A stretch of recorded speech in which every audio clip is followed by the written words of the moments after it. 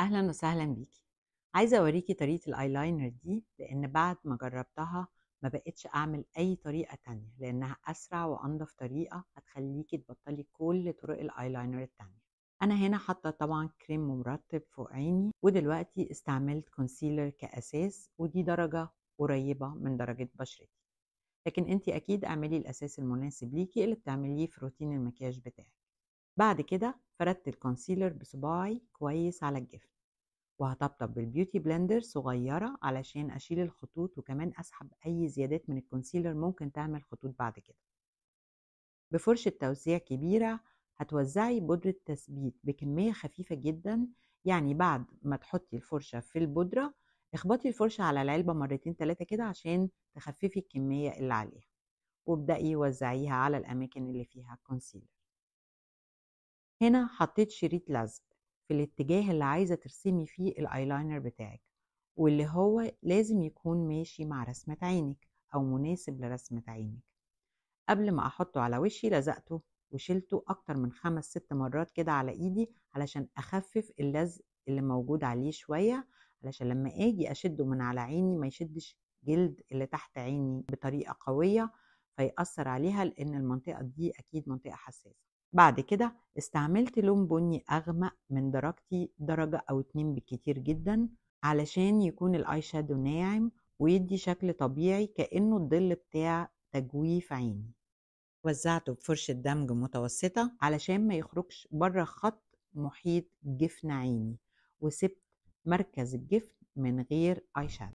بفرشة قلم صغيرة جدا أخدت لون اي شادو اسود وابتديت أوزعه عند زاوية عيني وأمشي بيه على طرف اللزق مع عيني. مهم قوي إنه يكون لامس اللزق وكمان لامس جلدي وانتي بتوزعي، وكمان تدخلي بالفرشة والاي شادو الأسود بخط رفيع على خط الرموش اللي فوق في الجفن ويوصل لحد نص خط الرموش تقريبا. بعد كده بفرشة دمج ابدأي ادمجي اللون الأسود بطريقة ناعمة. هنا أنا استعملت فرشة صغيرة، وكل شوية اتأكدي بفرشة صغيرة إن زاوية عينك فيها اي شادو أسود عشان ما تفصليش بين الايلاينر وبين عينك، عشان زاوية العين دي هي اللي بتوصل الرسمة ما بين الايلاينر وما بين خط الرموش، لأن طبعا الخط الأسود اللي رسمناه في الأول اندمج شوية وإدى إحساس السموكي.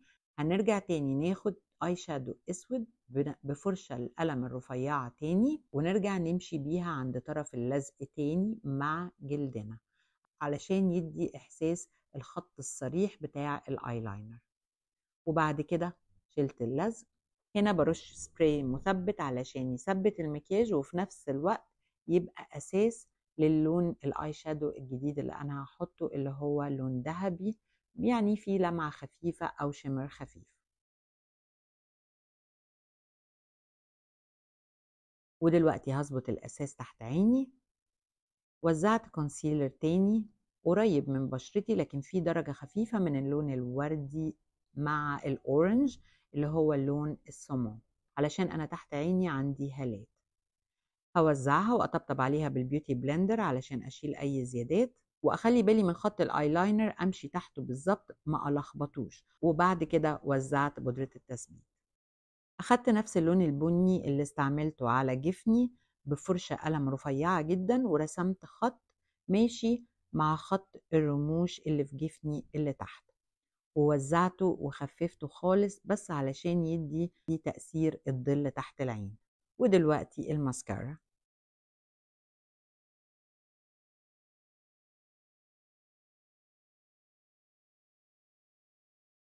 وبكده أكون خلصت الفيديو. أرجو إن الطريقة دي تكون مفيدة ليكوا، وأشوف وشكوا على خير. باي.